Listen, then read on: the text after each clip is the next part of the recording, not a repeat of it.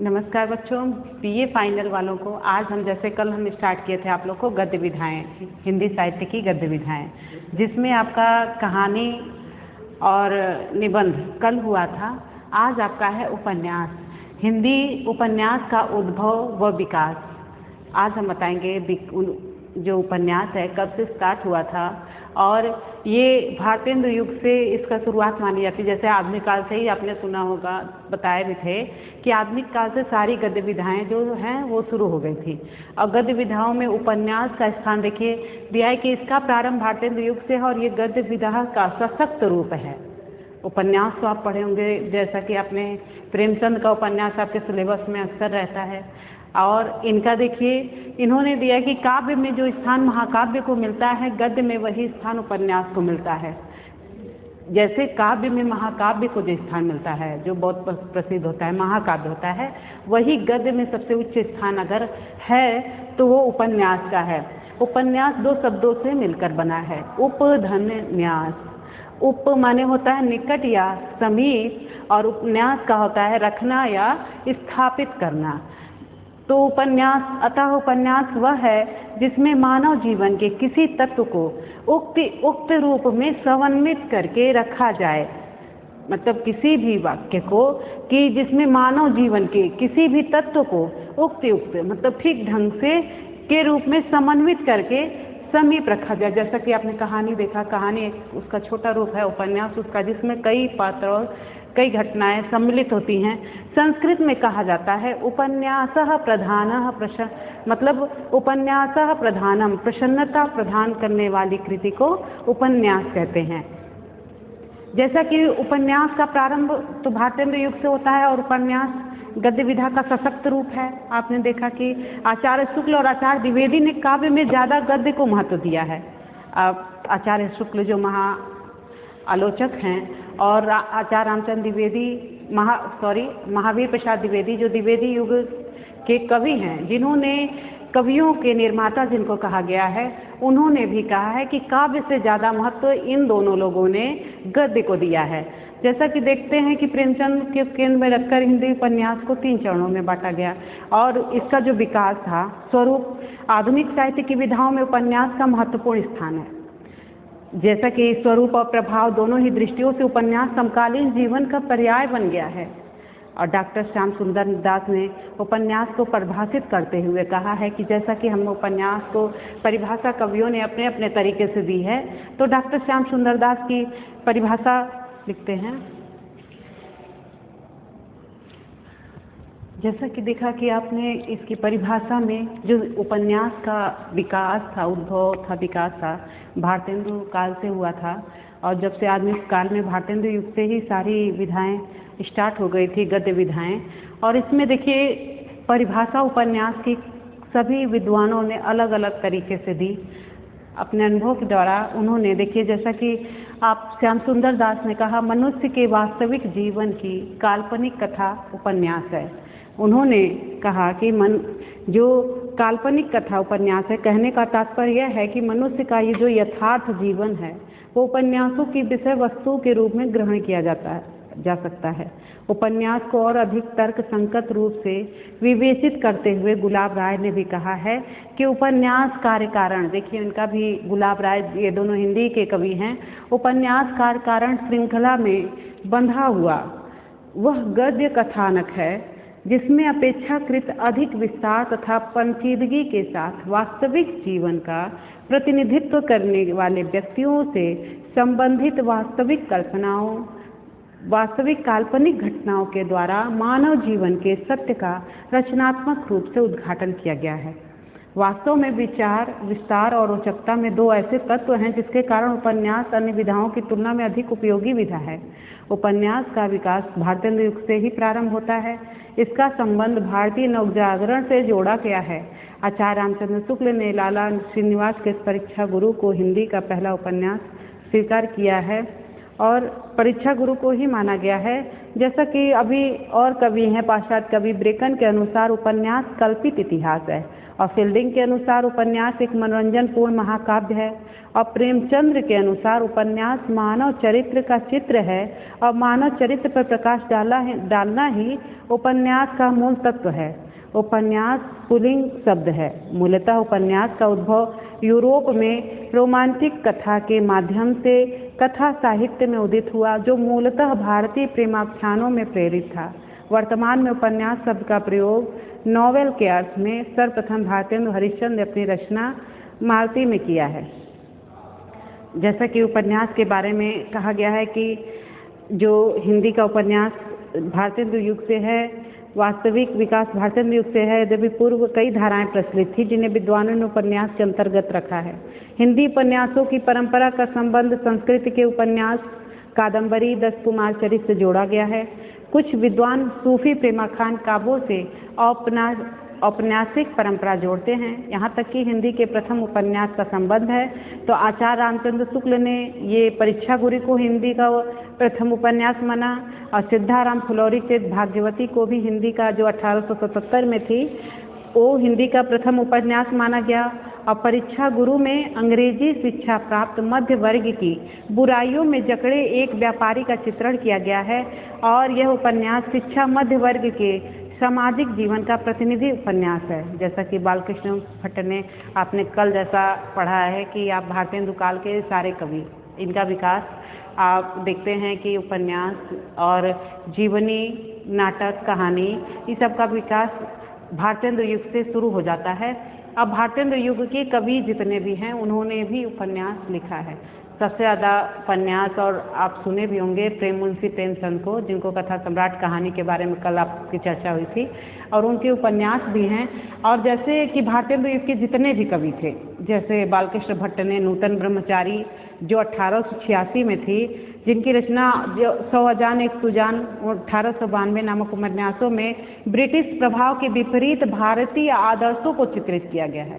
और राधा कृष्णदास के उपन्यास निस्सहाय हिंदू, जैसे कि हमने कल हम आपको कहानी में बताए थे और निबंध में कि जो भारतेंदु युग के जितने भी कवि हैं, जैसा कि आप नोट किए थे और कल लिखा गया था, भारतेंदु की जो 7-8 कवि क्रम से मतलब लाइन से लिखाए गए थे, वो सारे कवियों की अपना उपन्यास, नाटक, कहानी इन्होंने जो लिखा है वो सबका है। जैसे कि बालकृष्ण भट्ट का आपने देखा, और नूतन ब्रह्मचारी और 100 अजान एक सुजान है, और इसमें राधा कृष्णदास के उपन्यास निस्सहाय हिंदू में राष्ट्रीय एकता का तत्व प्रधान है।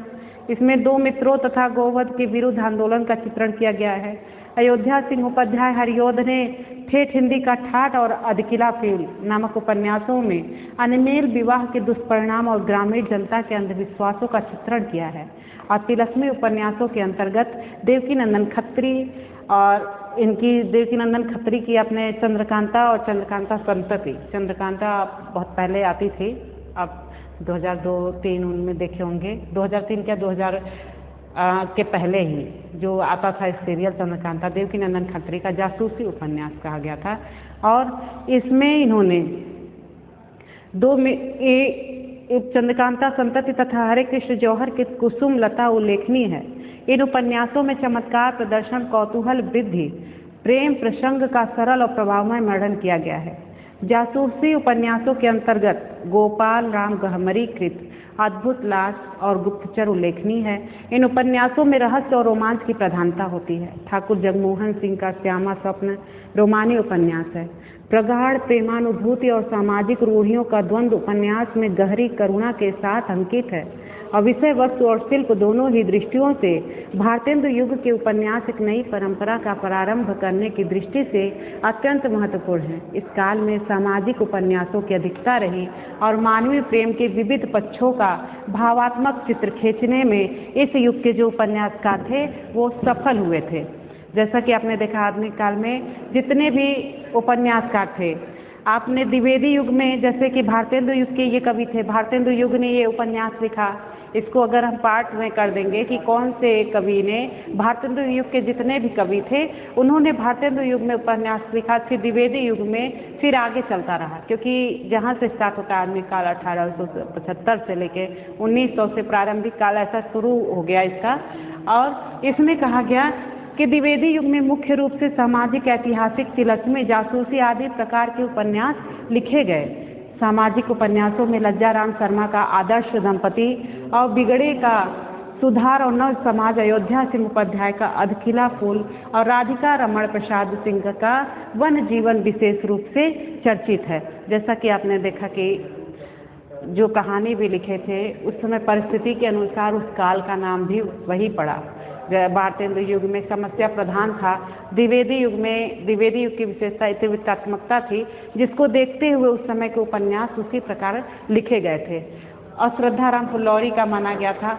अब देखिए, हिंदू संस्कृति के अनुरूप जीवन मूल्य उस कालों के उपन्यासों में मिलते हैं और ऐतिहासिक उपन्यासों में किशोरी लाल गोस्वामी का तारा वाछाकुल मालिनी और सुल्ताना रजिया बेगम तथा मल्लिका देवी, गंगा प्रसाद गुप्त का नूरजहां, जयराम दस्ते कश्मीर पतन, जिसमें अनूठी बेगम तथा भूतनाथ हरे कृष्ण तिलस्मी उपन्यास, जैसे कई प्रकार के उपन्यास लिखे गए थे जिसमें तिलस्मी उपन्यास थे। और देखिए, जो प्रेमचंद को उपन्यास जो है, प्रेमचंद को केंद्र में रखकर हिंदी उपन्यास के विकास को 3 चरणों में बांटा गया। एक है प्रेमचंद्र पूर्व युग, फिर है प्रेमचंद प्रसाद युग और प्रेमचंद्रोत्तर युग। प्रेमचंद के समय से ही ये चला था और उन्होंने देखिए दिया है कि प्रेमचंद पूर्व युग यह युग हिंदी उपन्यासों में धर्म सुधार, आदर्शवादी चरित्र निर्माण, तिलस्म और जासूसी का युग है। इस युग के उपन्यासकार स्वयं पत्रिकाओं के संपादक भी थे और अपनी पत्रिकाओं में धारावाहिक रूप में प्रकाशन करते थे। जैसे कि उपन्यास, बहुत सारे उपन्यास ऐसे हैं जिस पर हम दूरदर्शन, जो डीडी नेशनल पहले अभी भी आता है, अब लेकिन अब कोई देखता नहीं है, डीडी नेशनल पे जो है जितने भी अक्सर सीरियल आते हैं वो उपन्यास से ही रिलेटेड हैं। ये कवियों के उपन्यास जो हैं उससे, जैसे कि आपने चंद्रकांता जो थी चंद्रधर शर्मा की, गुलेरी की, अब जब स्टार्ट होता तो उसमें देता है नहीं, तो उनकी जो रचना है चंद्रकांता आती थी। और एक है विष्णु प्रभाकर की अर्धनारीश्वर आता है दूरदर्शन पे। कई उपन्यास है जिस पर कहते थे कि उस समय ये जो युग था, प्रेमचंद्र पूर्व युग था, उस समय जासूसी और तिलस्मी का यही युग कहा जाता है कि उसमें सुधार, धर्म सुधार, आदर्शवादी और चरित्र निर्माण वाले ही उपन्यास लिखे जाते थे। वो तिलस्म और जासूसी का युग कहा गया है। इस युग के उपन्यासकार जो स्वयं पत्रिकाओं के संपादक थे, जो उपन्यासकार थे, जो उपन्यास लिखते थे, वो क्या करते थे, स्वयं पत्रिका के संपादक थे और अपनी पत्रिकाओं में धारावाहिक रूप में प्रकाशन करते थे। जैसे कि किशोरी लाल गोस्वामी का उपन्यास और इनका गोपाल राम गहमरी का जासूसी था।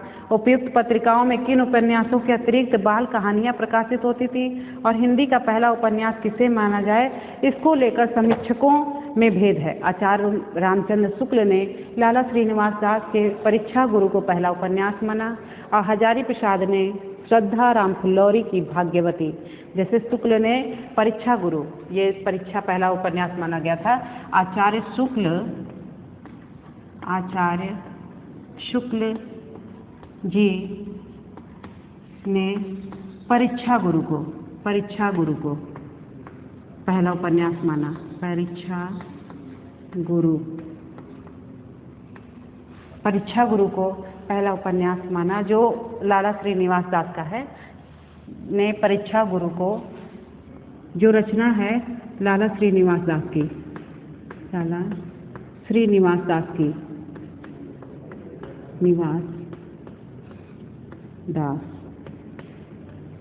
देखिए, ये जो आचार्य शुक्ल जी ने परीक्षा गुरु को पहला उपन्यास माना, इसको पहला उपन्यास माना,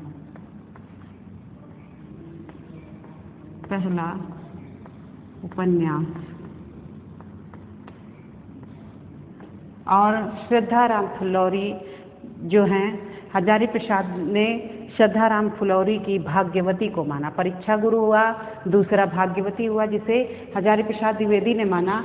और गोपाल राय ने गौरी दत्त वाजपेयी की देवरानी जेठानी कहानी को हिंदी का पहला उपन्यास माना। जैसे कि उपन्यास विधा पाश्चात्य साहित्य से हिंदी साहित्य में प्रस्तुत होती है, इसलिए इस पर सर्वाधिक प्रभाव परीक्षा गुरु को ही पहला उपन्यास मानना उचित है। पहला उपन्यास परीक्षा गुरु को जैसे शुक्ल ने माना, लेकिन बाद में इसी को मान्यता मिली है और इसी को पहला उपन्यास भी कहा गया था।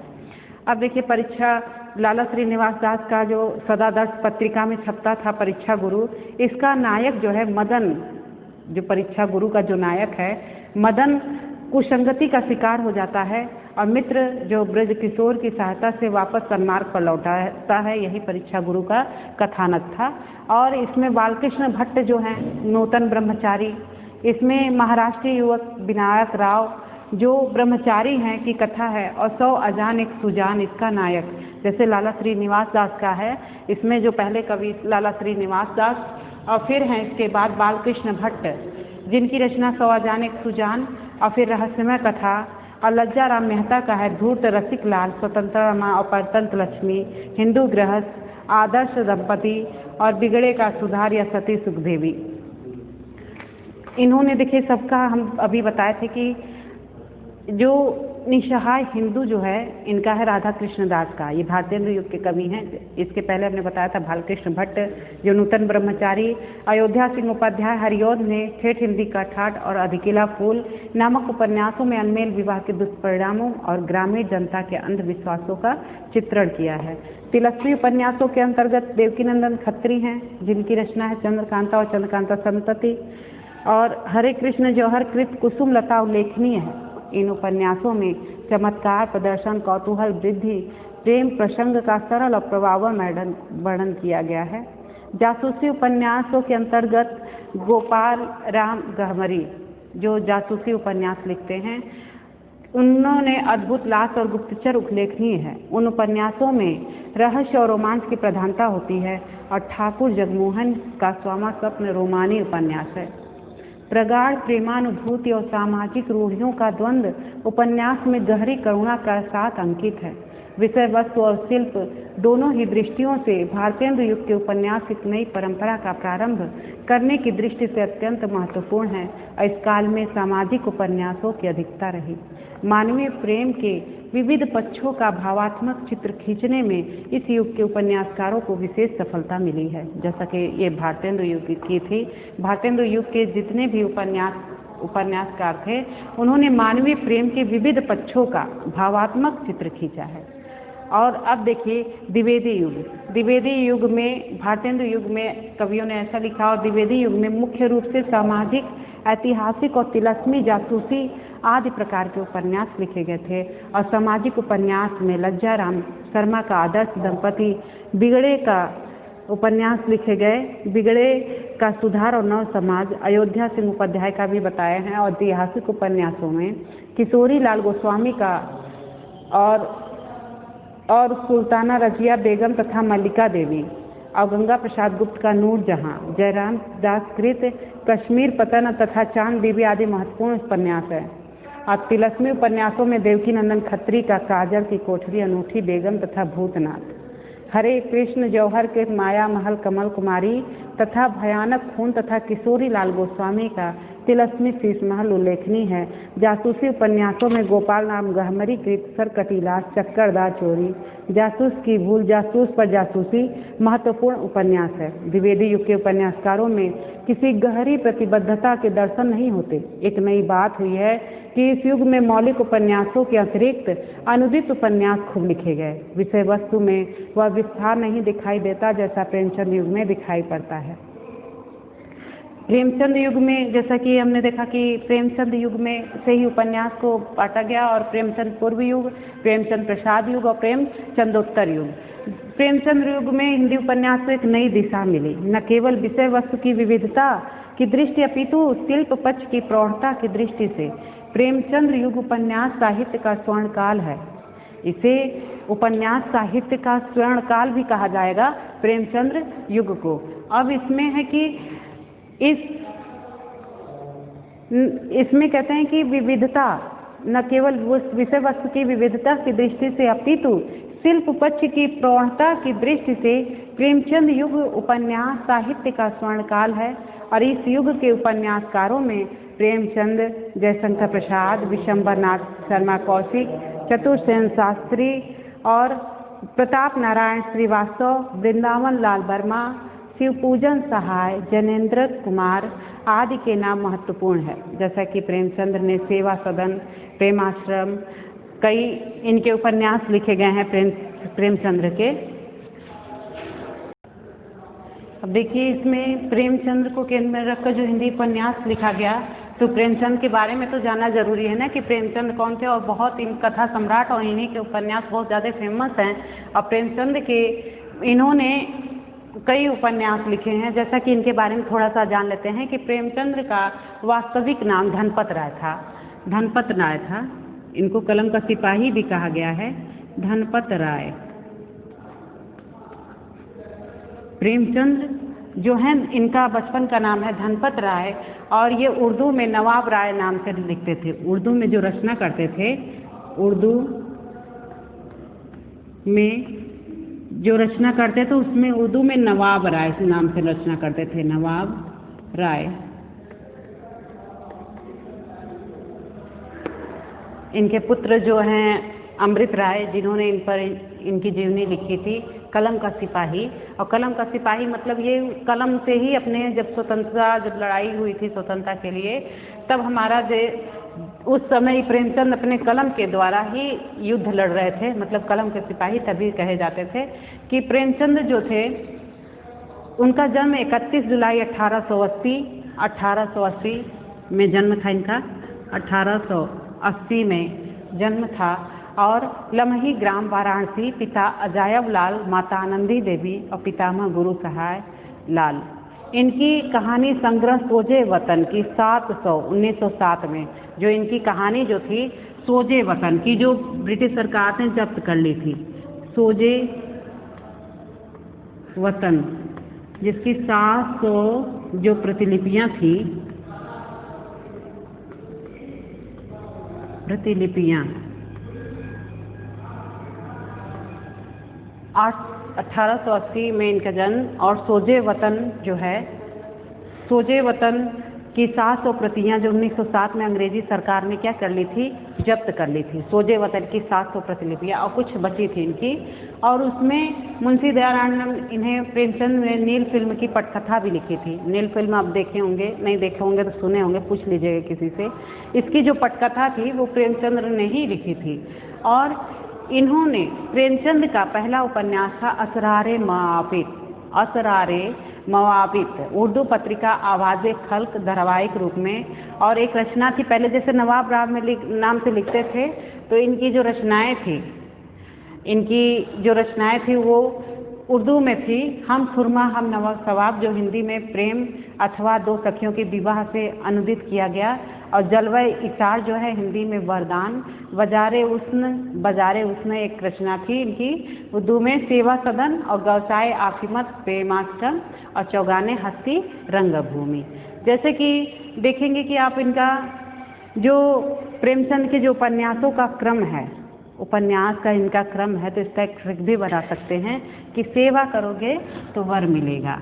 सेवा, सेवा सदन, सेवा सदन, फिर क्या होगा, सेवा करोगे तो वर मिलेगा, सेवा सदन और वरदान,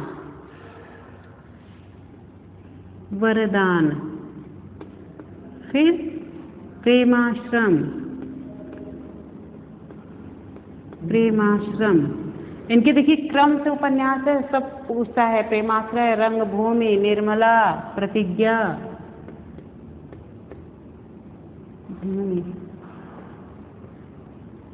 निर्मला,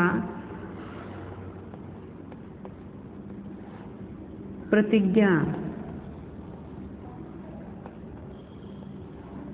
कर्मभूमि, गबन, कर्मभूमि, गबन, कर्मभूमि,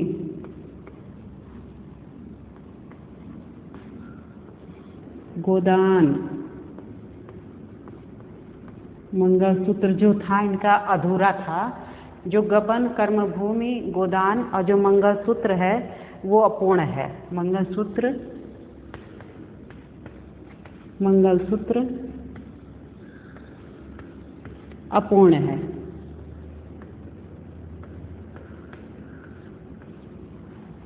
देखिए इसमें है। और एक लघु उपन्यास था इनका, रूठी रानी, लघु उपन्यास, लघु उपन्यास। उपन्यास रूठी रानी। रूठी रानी। देखिए, सेवा करोगे तो वर मिलेगा, क्रम है। अगर समय भी आप लिखना चाहें तो लिख सकते हैं।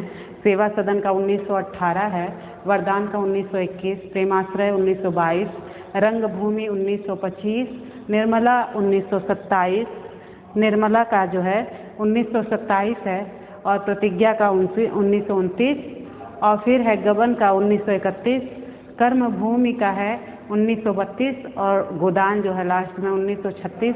गोदान आपके सिलेबस में भी रहा है और सबसे ज़्यादा इसकी चर्चा भी है, जो कृषक जीवन के पे लेकर आधारित है, कृषक और शहरी क्षेत्रों को लेकर, और इसमें गोदान में वर्णन किया गया है।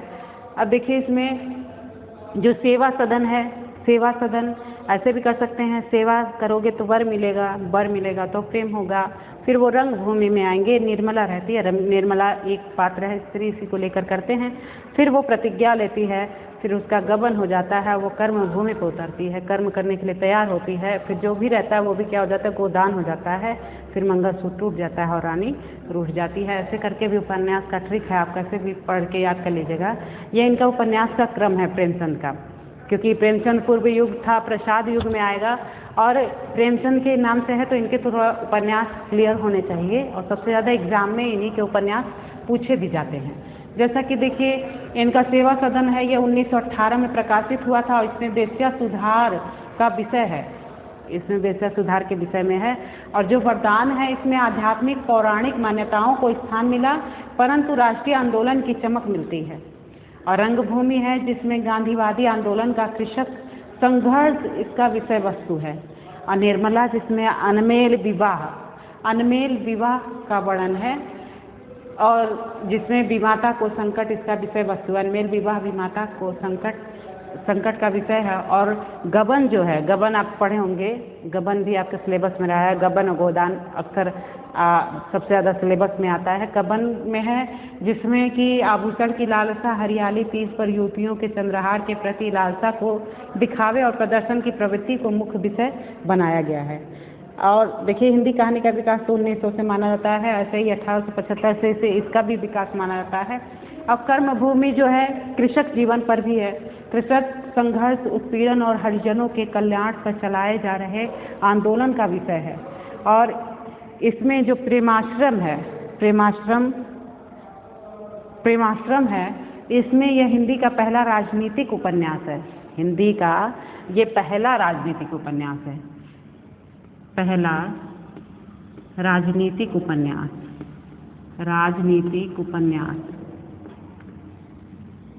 पहला राजनीतिक उपन्यास प्रेमाश्रय को माना जाता है, प्रेमाश्रम को। और इसमें पूर्वी उत्तरी प्रदेश का लखनपुर एक गांव है, जहां जमींदारों के खिलाफ कृषकों का संघर्ष है, और इसमें सामंती व्यवस्था और बेगार कथा के प्रति विद्रोह है। कायाकल्प है, यह प्रेमचंद के मूल रूप से हिंदी में लिखा दूसरे कर्म पुनर्जन्म की समस्या वर्णित है। जो कायाकल्प है, इसमें वर्णन नहीं लिखे हैं क्या? कायाकल्प भी एक उपन्यास है इनका।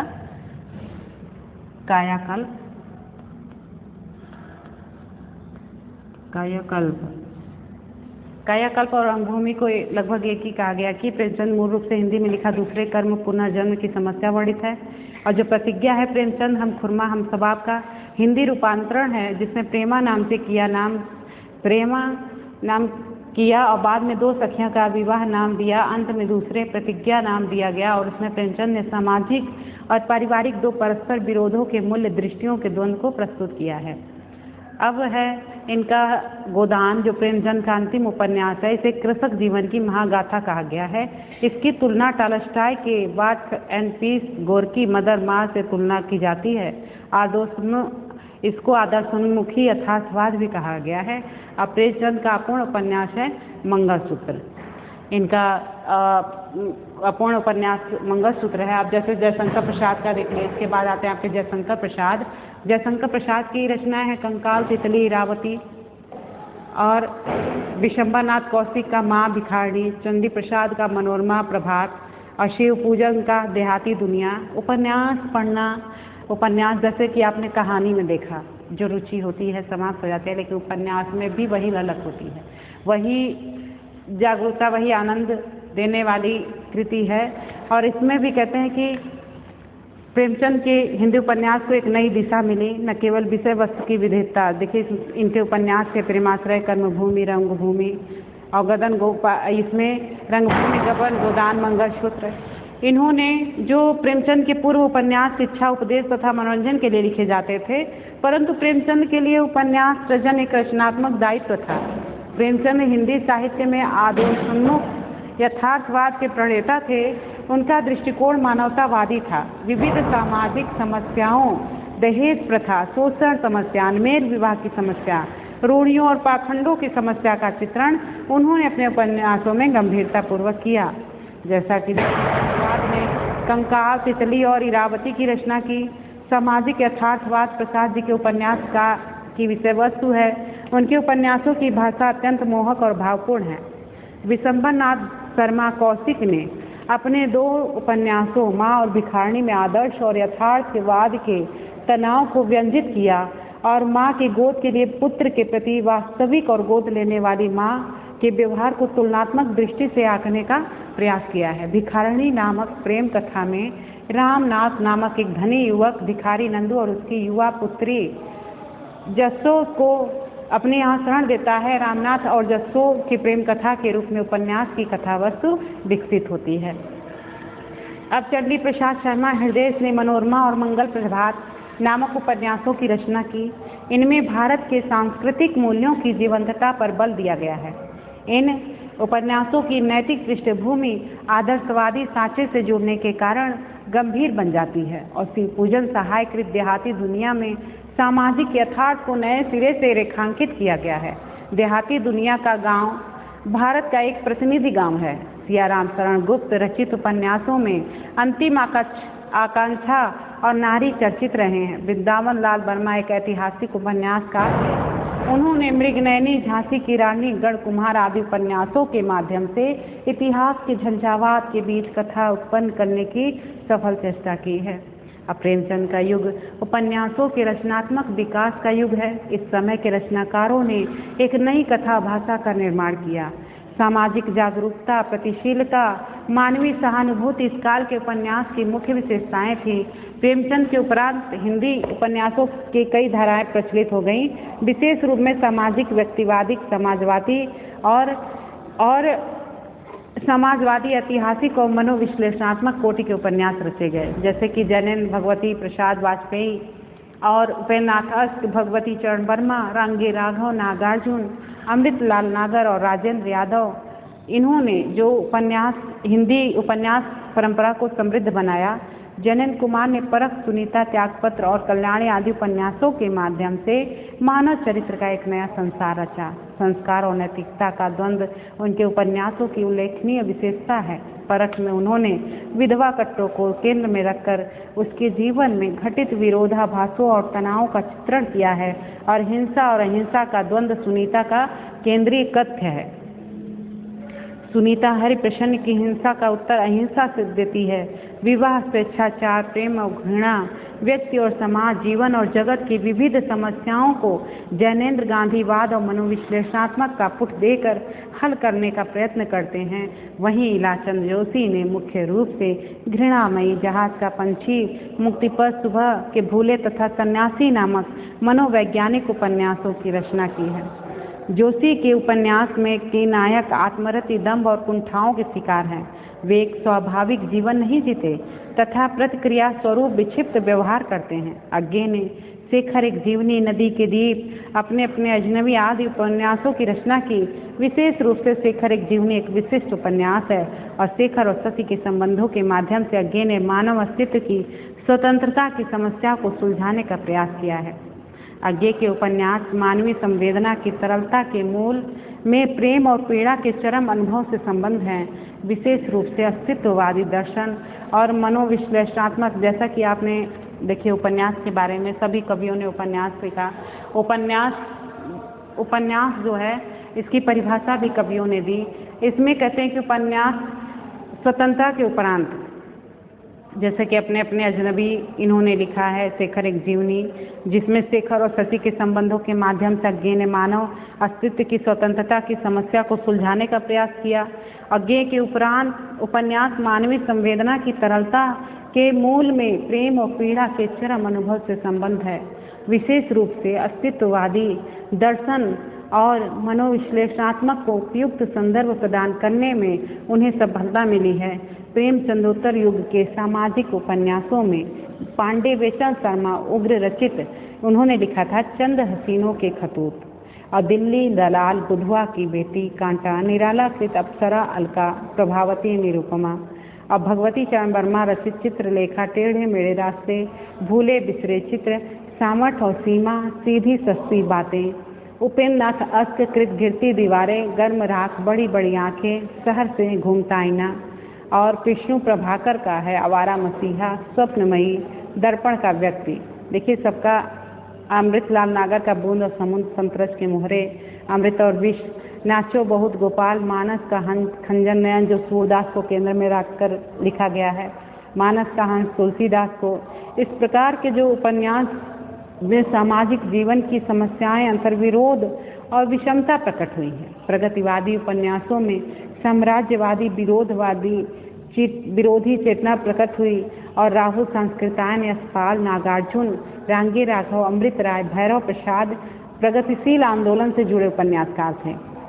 इसमें यशपाल रचित देशद्रोही, दिव्या, पार्टी कामरेड, मनुष्य के रूप, झूठा सच और नागार्जुन कृत रतिनाथ की चाची, बलचन्मा, नई पौध, बाबा बटेश्वर नाथ, रांगी राघव रचित विषाद मठ, घरौंदे, कब तक पुकारूं, धरती मेरा घर, भैरव प्रसाद गुप्त रचित मसाल, गंगा मैया, सती मैया का चौरा, जैसे कि तमस, बसंती प्रमुख उपन्यास हैं। और प्रगतिवादी उपन्यासकारों ने व्यक्तिगत, पारिवारिक और सामाजिक मूल्यों के प्रति गहन प्रतिबद्ध दृष्टि अपनाई। जैसा कि आपने देखा भारतेंद्र युग के कवियों ने क्या, भारतेंद्र युग के उपन्यासकार, द्विवेदी युग के उपन्यासकार, फिर इसके बाद के प्रसादोत्तर युग मतलब प्रेमचंद प्रसाद युग, फिर आ गया प्रगतिवाद में जो उपन्यासकार थे।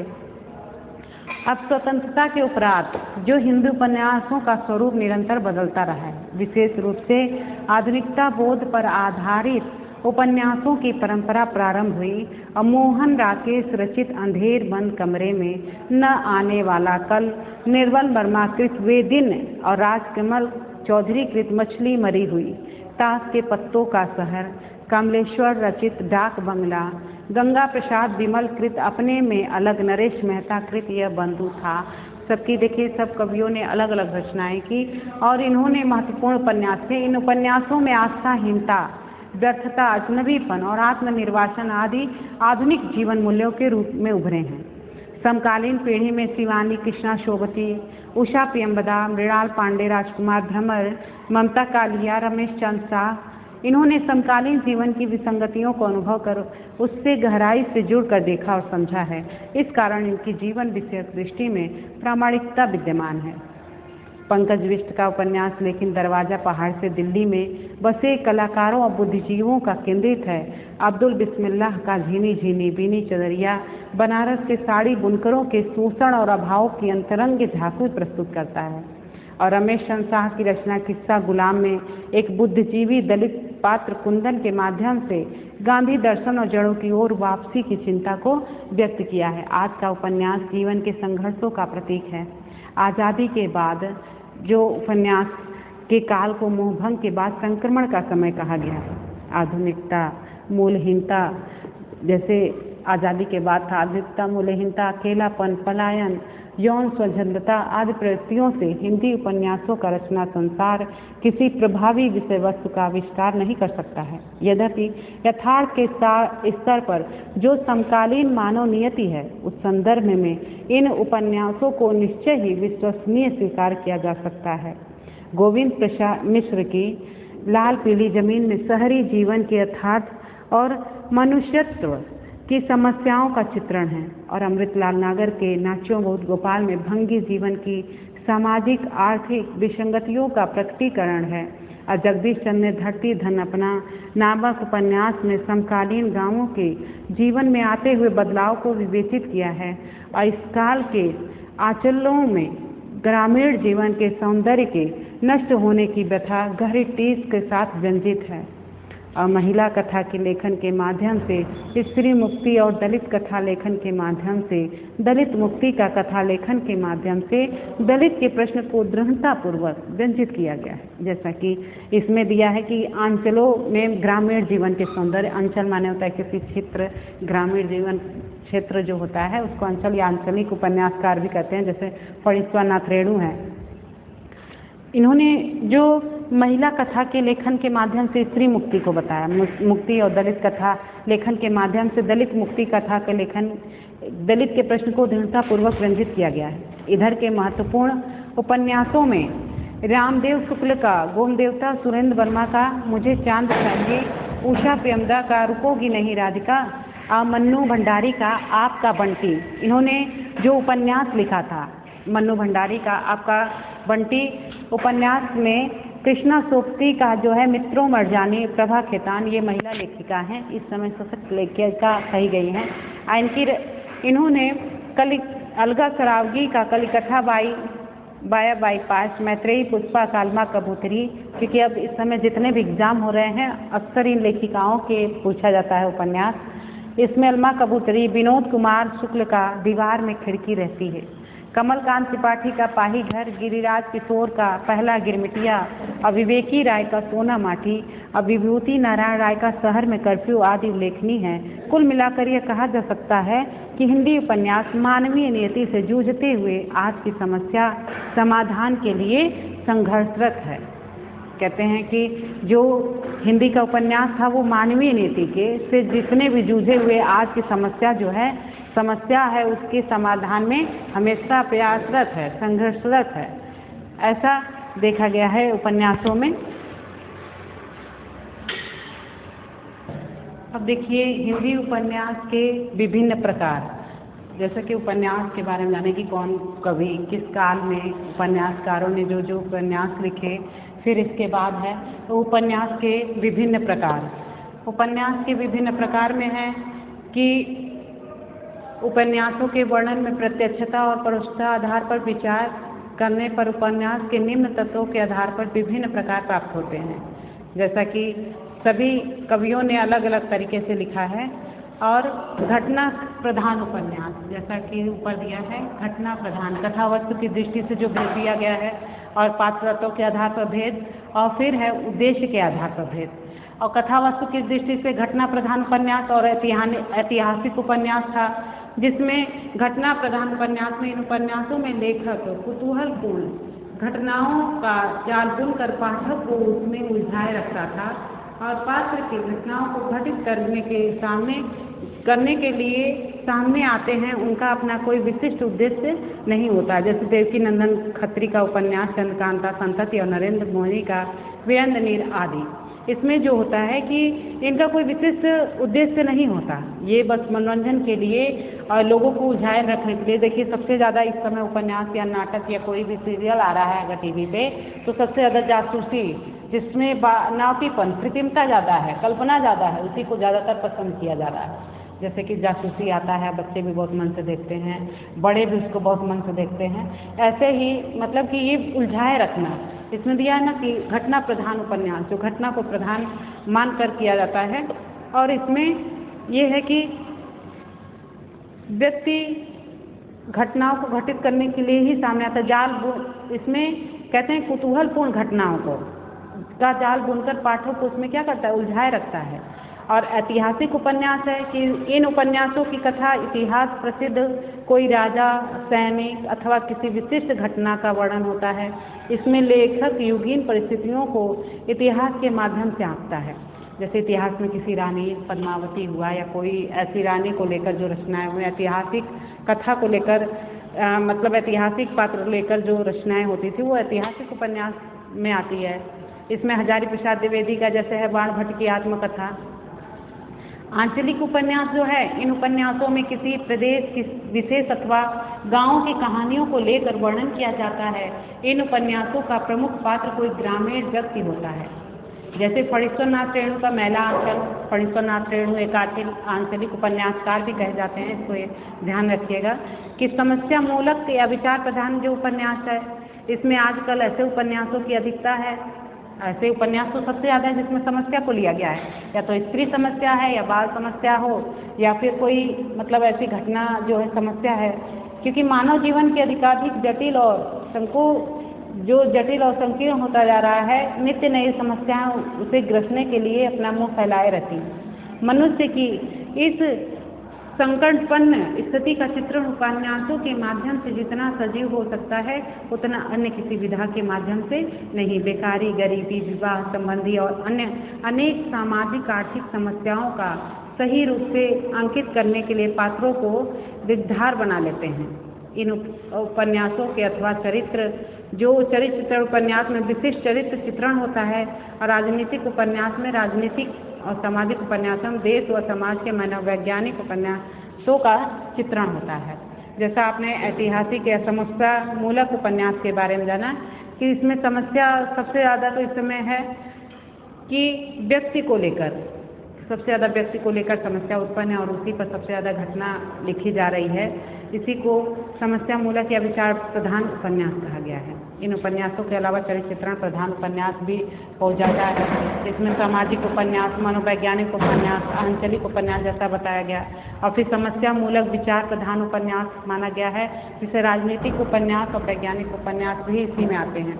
और उपन्यास में इन्होंने देखिए जैसा कि उपन्यास का वर्णन किया गया है कि उपन्यास के विभिन्न प्रकार। उपन्यास पुल्लिंग शब्द है। मूलतः उपन्यास का उद्भव यूरोप में रोमांटिक कथा के माध्यम से कथा साहित्य में उदित हुआ, जो मूलतः भारतीय प्रेमाख्यानों से प्रेरित था। वर्तमान में उपन्यास शब्द का उपयोग नॉवेल के अर्थ में सर्वप्रथम भारतेंदु हरिश्चंद्र ने अपनी रचना मालती में किया था, जैसा कि हम इससे पहले भी इसका उपयोग किए थे कि और प्रेमचंद ने कहा कि उपन्यास मानव चरित्र का चित्र है और मानव चरित्र का पर प्रकाश डालना ही उपन्यास का मूल तत्व है। और उपन्यास के मूल तत्व, उपन्यास के प्रकार, उपन्यास के बारे में आपने जैसा कि देखा और इन्होंने देखा गया कि कुल मिलाकर यही कहा जा सकता है कि हिंदी उपन्यास मानवीय नियति से जूझते हुए आज की समस्या समाधान के लिए संघर्षरत है। आप उपन्यास कहानी का वो बड़ा भाग उपन्यास ही कहलाता है, जिसमें उपन्यास जो होती है वो एक दिन, जैसे कहानी में आपने परिभाषा देखी थी कि 20 मिनट में जो लगातार पढ़ा जा सके, रोमांचक ढंग से पढ़ा जा सके, वो कहानी है। लेकिन उपन्यास एक बड़ा रूप है उसी का, जो उपन्यास जो मानवीय के वास्तविक जीवन की काल्पनिक कथा उपन्यास है। कहने का तात्पर्य यही है कि मनुष्य का यथार्थ जीवन उपन्यासों की विषय वस्तु। इसमें कई पात्र रहते हैं, कई पात्र रहेंगे, कई लोगों की कहानियाँ रहती हैं और इसमें एक समाज का ही वर्णन होता है। कहते हैं उपन्यास को और अधिकतर संकट रूप से विवेचित करते हुए गुलाब राय कहते हैं कि उपन्यास कार्य कारण श्रृंखला में बंधा हुआ वह गद्य कथानक है, जिसमें अपेक्षाकृत अधिक विस्तार तथा पेचीदगी के साथ वास्तविक जीवन का प्रतिनिधित्व करने के वाले व्यक्तियों से संबंधित। और जैसे कि हमारी कहानी लिखनी है, वह उपन्यास लिखा जाता है तो उसमें उससे संबंधित जितने भी हैं व्यक्ति हैं उसके व्यक्तिगत जीवन से संबंधित। कहते हैं कि वास्तविक कल्पनाओं घटनाओं द्वारा मानव जीवन की सत्य का रचनात्मक रूप से उद्घाटन किया गया है। वास्तव में विस्तार और रोचकता दो ऐसे तत्व हैं जिसके कारण उपन्यास अन्य विधाओं की तुलना में अधिक उपयोगी विधा है। गद्य विधाओं में जो उपन्यास है सबसे उपयोगी विधा मानी गई है और इसमें जिसके कारण उपन्यास अन्य विधाओं उपयोगी विधा है। उपन्यास का विकास भारतेंदु युग से ही प्रारंभ होता है, जैसा कि आप जानते हैं, और इसका संबंध भारतीय नवजागरण से जोड़ा गया है। आज उपन्यास हो गया, उपन्यास का शुरुआत भारतेंदु युग से हुई, विकास हुआ था और ये आगे चलता रहा। पहला उपन्यास इनका सबसे पहले उपन्यास श्रीनिवास दासकृत परीक्षा गुरु को माना गया, जिसका प्रकाशन 1882 माना गया है, जिसको हिंदी का प्रथम उपन्यास माना गया है। अगला वीडियो आपका दूसरी गद्य विधा को लेकर होगा। अभी थोड़ा सा अब इसमें जो हमने चर्चा नहीं की थी कि कुछ अभी बाकी था कि कुछ उपन्यासों के बारे में बता दे रहे हैं। जो रचनाकार हैं उनके जो उपन्यास है उनके बारे में थोड़ा थोड़ा बताते चलेंगे तो आपको मतलब पता हो जाएगा कि कौन से कवि की कौन सी रचना है, कौन उपन्यास है, और थोड़ा सा उसका परिचय भी देते चलेंगे। तो जैसा कि आपने उपन्यास के विभिन्न प्रकार पढ़ा, और इसके बाद जो है देखिए, इसके बाद थोड़ा सा ये कवि हैं कि प्रेमचंद प्रसाद युग के कवि, हम जैसा कि बताए थे स्टार्ट में, इसके बारे में है कि जो हिंदी कथा साहित्य में जो प्रेमचंद प्रसाद युग के थे, प्रेमचंद की जो सारे उपन्यास की रचना अभी हम किए थे कि जो हिंदी उपन्यास का प्रारंभ तो आप जानते हैं कब से हुआ था, भारत देश से हुआ था, और एक सशक्त रूप है, गद्य विधा का सबसे सशक्त रूप है। अब काव्य में जो स्थान महाकाव्य को मिलता है और गद्य में वही स्थान उपन्यास को मिलता है। जैसा कि तीन में हमने कहा कि तीन में बांटा गया था, प्रेमचंद को केंद्र में रखकर हिंदी उपन्यास के विकास की 3 चरणों में बांटा जाता है। एक प्रेमचंद पूर्व युग, प्रेमचंद प्रसाद युग, फिर है प्रेमचंद उत्तर युग। प्रेमचंद पूर्व युग में है कि यह युग हिंदी उपन्यासों में धर्म सुधार, आदर्शवादी और चरित्र निर्माण और तिलस्म और जासूसी का युग है। इस युग में उपन्यासकार स्वयं पत्रिकाओं के संपादक थे और अपनी पत्रिकाओं में धारावाहिक रूप में प्रकाशन करते थे, जिसमें कि इन्होंने पहला कि अब माना गया है कि परीक्षा गुरु पहला उपन्यास था। जैसे प्रेमचंद पूर्व युग था, पूर्व युग में ये आते हैं लाला श्रीनिवास दास, बाष्पेश्वर भट्ट और लज्जा राम मेहता, ये लोग पूर्व में आएंगे। और चंद्रशंकर पेडर नूतन चरित्र था, और राधा कृष्णदास का निशाहा हिंदू, इसमें कार्तिक के जनजीवन की स्थिति का अंकन है। और श्रद्धा राम फुलौरी का जो भाग्यवती है, गोवध की समस्या को केंद्र में, जिसको हजारी प्रसाद द्विवेदी ने इसको पहला उपन्यास माना। और श्यामा सपने जो जगमोहन सिंह का है, जिसमें क्षत्रिय युवक श्याम सुंदर ब्राह्मण युवती श्यामा की प्रेम कथा है। और इसके बाद है अयोध्या से मुपध्याय हरिओत, वेरी इंपॉर्टेंट, सबसे ज़्यादा एग्जाम में पूछता है, और ये भी इनकी कौन सी रचना पूछती है तो इसके भी बारे में बताएंगे कि ठेठ हिंदी का ठाठ जो 1999 में, जिसमें अनमेल विवाह का वर्णन किया गया है, और ये दोनों सामाजिक है, और एक अधखिला फूल जो सामाजिक यथार्थ का अंकन है, धर्म की महत्ता को बताया गया है। और देखिए देवकीनंदन खत्री, ये अपने पिता के साथ बनारस के समीप नवगढ़ के जंगल में रहते थे देवकीनंदन खत्री। तो जो जंगल में रहते हैं, जासूसी कहानियाँ, तिलस्मी कहानियाँ, जैसे कि हम देखते हैं कि कहीं छत पे खड़े हैं या कहीं बाहर खड़े हैं, पेड़ पौधे, रात में अपने आप अगर कल्पना करते हैं तो वो पेड़ के ही जैसे लगता है हाथ पैर मुंह है वो हिल रहा है, ऐसा कि हम भ्रम होता है। और वैसा अगर हम कल्पना में अपने बना लेते हैं, वैसी जासूसी कहानी थोड़ा सा डराने वाला, थोड़ा सा उसमें ऐसा चीज़ ला देते हैं कि जिसमें क्या होता है कि जो देखने वाले होते हैं, दृश्यावलोकन वाले होते हैं जितने भी, वो क्या करते हैं उसमें परिवेश में तिलस्म, जादू, इमारत, दयारी, चमत्कार परक उपन्यास जो इन्होंने लिखा है, वैसा देखने की लोकप्रियता सबसे ज़्यादा है, क्योंकि जिसकी लोकप्रियता इतनी ज़्यादा है कि लोगों ने इसे पढ़ने के लिए हिंदी वर्णमाला सीखी। वाह क्या बात है। देखिए जैसा कि कहते हैं कि ये जासूसी उपन्यास है, देवकीनंदन खत्री का देखे हैं कि चंद्रकांता और ये तिलस्मी और जासूसी कहानियाँ लिखते थे, सिरकटा खून, कटोरा भर खून, जिसको देखते चित्र आप देखते हैं कई नॉवेल्स में चित्र चिपकाया रहता है, चित्र जो मेन पोस्टर में रहता है, जो आपके मेन कवर पे चित्र रहता है, उसको देखकर बहुत मन का होता है कि ये बहुत अच्छा उपन्यास होगा उसके नाम से। जैसा कि हमने देखा है कि किसी भी कहानी या उपन्यास या नाटक का नाम जितना ही अच्छा से रख दिया जाए, जितना ही सुंदर और रुचिपूर्ण रखा जाए, और वो उतना ही क्या होता है, दार्शनिक उतने ही क्या होते हैं, लोभित होते हैं, और वो उसको देखने की इच्छा करते हैं। कि जिसकी ये देवकीनंदन खत्री की जो रचनाएँ थी, इसकी लोकप्रियता इतनी थी कि इतनी ज़्यादा थी कि लोगों ने इसे पढ़ने के लिए हिंदी वर्णमाला सीखी। कई लोग जो बाहरी थे इसको सीखने के लिए हिंदी वर्णमाला सीखी कि हम इसको पढ़ेंगे, इतनी लोकप्रियता थी इनकी। चंद्रकांता संतति, नरेंद्र मोदी, कुसुम कुमारी और प्रदीप ने चंद्रकांता को यथार्थ के प्रथम उत्थान का महाकाव्य भी कहा है। प्रदीप जो कवि हैं, भूतनाथ पिक्चर अभी अमिताभ बच्चन की थी, जैसा कि बच्चे इस समय बहुत ज़्यादा लाइक करते हैं, जिसको इन्होंने ही लिखा है देवकीनंदन खत्री ने, जो पूर्ण था। इसके बल पर 6 भाग लिख पाए, इनके पश्चात दुर्गा प्रसाद खत्री ने के पुत्र जो थे उन्होंने इसको पूर्ण किया था। अब जैसा कि किशोरी लाल गोस्वामी के 65 उपन्यास जो ऐतिहासिक हैं, प्रणयनी प्रणय, हृदयहारिणी, औदास रमणी, जैसे कि अक्सर सुल्ताना रजिया बरंगमाल में हलाहल, गोपाल राम गहमरी है, जैसा कि आपने देवकीनंदन खत्री का पढ़ा है, वैसी कुछ लगभग मिलती जुलती जासूसी कहानियाँ लिखने वाले गोपाल राम गहमरी भी हैं।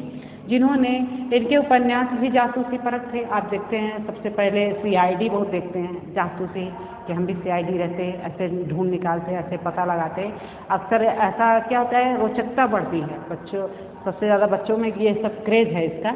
और देखते हैं कि बेकसूर की फांसी, अजीब लाश, जमुना का खून, मेरी ना भयंकर वेद, गाड़ी में लाश, जासूस की बुद्धि, खून की खोज, चक्करदार खून, जासूस की डायरी, ऐसी ही रचना करते थे।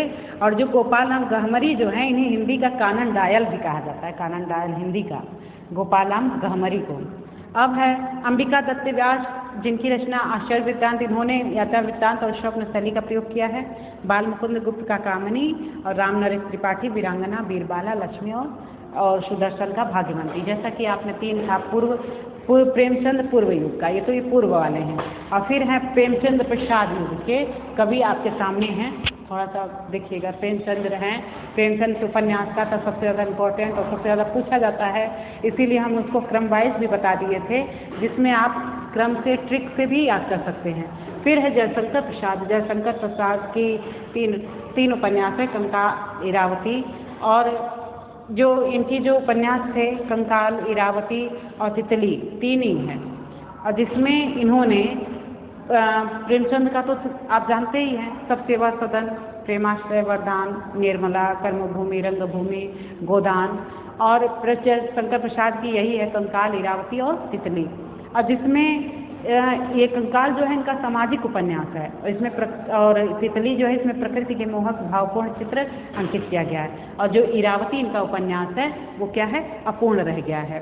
अब विशंभर नाथ कौशिक, जो प्रेमचंद्र, कौशिक और अश्क तीनों में समानता है। प्रेमचंद, कौशिक और अश्क, ये जो तीनों रचना, जो तीनों लोग लिखते हैं, इनकी रचनाओं में समानता देखी गई है। और देखिए, ये उर्दू से हिंदी साहित्य में प्रवेश किया है। इनकी रचना है माँ, जिसमें गोदली और पुत्र के प्रति वास्तविक व्यवहार को आंकने का प्रयास है। और भिखारिणी ये प्रेम कथा है, जिसमें रमानाथ और जप्सों की प्रेम कथा है। और चंडी प्रसाद निर्देश की है, इसमें है कि इसमें दैहिक मनोरमा जो है, दैहिक और मानसिक आवेगों के प्रति संयम का उदाहरण है। और प्रभात जो है ये धार्मिक राजनैतिक उपन्यास जो सामाजिक मान्यताओं में प्रस्तुत है। चंडी प्रसाद का 2 उपन्यास जो है, मनोरमा और प्रभात। और शिव पूजन सहायिका है, देहाती दुनिया, इससे इनको बहुत ज़्यादा उपलब्धि मिली थी, यही एक उपन्यास है। इसमें एक देहात की भाषा का प्रयोग है। यह बिहार के ग्राम, शहर, गांव की कहानी है, जो निर्धनता, ज्ञान, रूढ़ियों, अंधविश्वासों की मार करता है। और सियाराम शरण गुप्त का गोद, अंतिम आकांक्षा और नारी, इनका उपन्यास है। और वृंदावन लाल वर्मा का है, गढ़ कुम्हार, संगम, प्रत्यागत, प्रेम की भेंट, विराट की पद्मिनी अक्सर पूछता है, और झांसी की रानी। वृंदावन लाल ने उपन्यास लिखा है झांसी की रानी और मृगनयनी भी पूछा जाता है, और झांसी की रानी और एक विराट की पद्मिनी। आचार्य चतुर्सेन शास्त्री का है वैशाली की नगर वधू और वयम रक्षामा, हृदय की परख, आत्मदाह। जो वयम रक्षावा है, इसमें केंद्र में रावण की कथा है, जिसमें समक्ष देवता रक्षा की कामना करते हैं। और इसमें लेखक ने आध्यात्मिक और आधुनिक सोच का प्रस्तुतिकरण किया है। राधिका रमण का है राम रहीम, इसमें पुरुष और नारी के मध्य संबंधों को भारतीय समाज में प्रमुखता दी है। और सूरदास, इसमें 2 अंधे व्यक्तियों की भावनाओं को ग्रामीण परिवेश में अंकित करने का प्रयास किया गया है। और एक इनकी रचना पूर्व और पश्चिम, जो 2 संस्कृतियों के मेल को प्रस्तुत किया गया। ये उपन्यास है, इन कवियों के उपन्यास है जिनकी चर्चा हम अभी कर रहे हैं। और भगवती प्रसाद वाजपेयी का है मीठी चुटकी, पतिता की साधना। और प्रताप नारायण श्रीवास्तव का है, इसमें कुछ कवियों का नाम नहीं लिखे हैं, प्रताप नारायण श्रीवास्तव का है विदा विनाश, बेगसी का मजार। अपन पांडे बेचन उग्र का है चंद्र हसीनों की खतूर, दिल्ली का दलाल और बुधवा की बेटी। बहुत ज़्यादा पूछता है इसमें एग्जाम में। अब देखिए, इसमें आते हैं मनोवैज्ञानिक एवं प्रयोगशील उपन्यास, जैसे प्रेमचंदोत्तर युग हो गया ना। अब इसके बाद जो है प्रेमचंदोत्तर युग चल दिया, प्रेमचंद्रोत्तर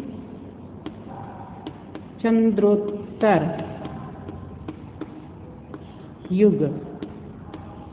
प्रेमचंदोत्तर युग में है कवि अज्ञेय हैं, जिनकी एक रचना है हिंदी कथा साहित्य में जन्य नीलाचंद जोशी अज्ञेय। धर्मवीर भारती, लक्ष्मीनारायण, एक कोटि के उपन्यासकार आते हैं। पाश्चात्य साहित्य में फ्रायड, एडलर, युंग मनोविज्ञान के क्षेत्र में मानव मन की चेतना को प्रमुखता देते हैं। इसके युग में आते हैं आपके अज्ञेय, प्रेमचंदोत्तर युग में आते हैं आपके अज्ञे, ईलाचंद्र जोशी, ईलाचंद्र जोशी। इसमें अज्ञे, ईलाचंद्र जोशी और जैनेन्द्र धर्मवीर भारती, जैनेन्द्र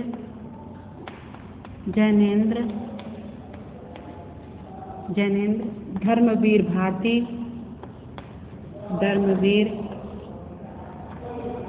भारती, देखिए इसमें जो है इनका है अज्ञे की रचना की हिंदी कथा साहित्य में जैनेन्द्र का और ईलाचंद्र जोशी अज्ञे हैं। पाश्चात्य साहित्य में फ्रायड, एडलर, यूंग मनोविज्ञान के क्षेत्र में मानव मन की चेतना को प्रमुखता देते हैं। सांत कामू, सोरोना, किंगरेगार्ड, ग्रोबियल, मार्शल अस्तित्ववादी साहित्यकार हैं जिनका प्रभाव अज्ञे पर पड़ा। अज्ञे ने अस्तित्ववाद को प्रयोगवाद कहा है, जैसा कि आपने प्रयोगवाद के प्रवर्तक भी अज्ञे को कहा गया है। जबकि ईलाचंद्र जोशी ने मनोविश्लेषण कथाकार कहलाए। ईलाचंद्र जोशी ने कथा साहित्य को नया रूप देने का प्रयास किया। इनके 3 उपन्यास थे, अज्ञे के जो 3 उपन्यास हैं। शेखर एक जीवनी, इनका है 3 उपन्यास है। पहला है शेखर एक जीवनी, जिसमें शशि अपनी ही प्रेम कथा के बारे में इसमें वर्णन करते हैं, जीवनी।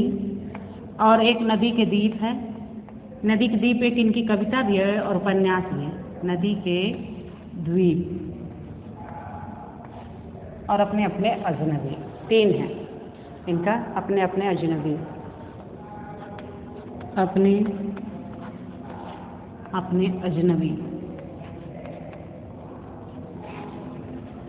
अजनबी। देखिए इसमें जो है शेखर एक जीवनी में रोमियो रोला के जो से प्रभावित उपन्यास है। इसमें नायक शेखर व नायिका शशि है। इसमें व्यक्ति स्वतंत्र, स्वतंत्रता, यौन कुंठा आदि को प्रस्तुत करने का प्रयास है और इसके माध्यम से अज्ञे ने साहित्य जगत में स्त्री पुरुष के संबंधों के एक नया मुहावरा प्रस्तुत किया जो फ्रायड से प्रभावित है। जैसा कि देखिए शेखर एक जीवनी में इन्होंने अपने ही कहानी कुछ इनकी मिलती है। और ये नदी के द्वीप में ये अस्तित्ववादी उपन्यास, इसमें 4 प्रमुख पात्र हैं, रेखा, भुवन, गौरा और माधव। इन्हें अज्ञे ने में संवेदना का अध्ययन कहा और अपने अपने अजनबी या कोरियाई कथा पर आधारित है, जिसमें सेल्मा पोके की कहानी है। और जैनेन्द्र का इम्पोर्टेंट है, ये मनोवैज्ञानिक उपन्यासकार हैं और इनके उपन्यास मानव मन की अनुभूतियों को प्रस्तुत करते हैं। इनके केंद्र में भारतीय स्त्री की मानसिक अंतराल, उसके अंतर्मन की चेतना को प्रस्तुत करते हैं। अब इसके बाद है इनके कवि हैं जैनेन्द्र और ईलाचंद्र जोशी। धर्मवीर भारती का है गुनाहों का देता, सूरज का 7वां घोड़ा। ईलाचंद्र जोशी का है पर्दे की रानी, सन्यासी और जहाज का पंछी। कई रचनाएं हैं। अब इसके बाद भी है सामाजिक यथार्थवादी उपन्यास लिखा गया, जिसमें हमने भगवती चरण वर्मा हैं, सूर्यकांत त्रिपाठी निराला हैं, उपेन्द्र नाथ हस्त हैं, विष्णु प्रभाकर हैं, अमृतलाल नागर हैं और नरेश मेहता हैं। फिर प्रगतिवादी उपन्यास लिखा गया, जिसमें राहुल सांस्कृतायन, यशपाल और नागार्जुन हैं। और इसके बाद जो है इतने लिखने के बाद रांगे राघव ये मार्क्सवादी समीक्षक के रूप में चर्चित हैं और भैरव प्रसाद गुप्त हैं। आंचलिक उपन्यास में हैं ये आंचलिक तात्पर्य एक अंचल से संपूर्ण देश का प्रतिनिधित्व दिखाई पड़ता है, जिसमें फणीश्वर नाथ रेणु है। ये सभी उपन्यासकारों में हमने वर्णन कर लिया। स्वतंत्रता उपन्यास, ऐतिहासिक व संस्कृति उपन्यास, इतिहास और संस्कृति को केंद्र में रखकर लिखा गया उपन्यास इस श्रेणी में आता है। आज़ादी के बाद मोहभंग की प्रक्रिया, आधुनिक मूल्यों, मानवताओं पर केंद्रित उपन्यास इस श्रेणी में आते हैं जो स्वतंत्रता के बाद के हैं। अब आपका उपन्यास, जैसे आपने समझ लिया कि उपन्यास प्रगतिवाद, ऐतिहासिक और स्वतंत्रता पर भी आधारित उपन्यास था और उपन्यास की रचना। अब इसके बाद अगले वीडियो में दूसरी गतिविधि के बारे में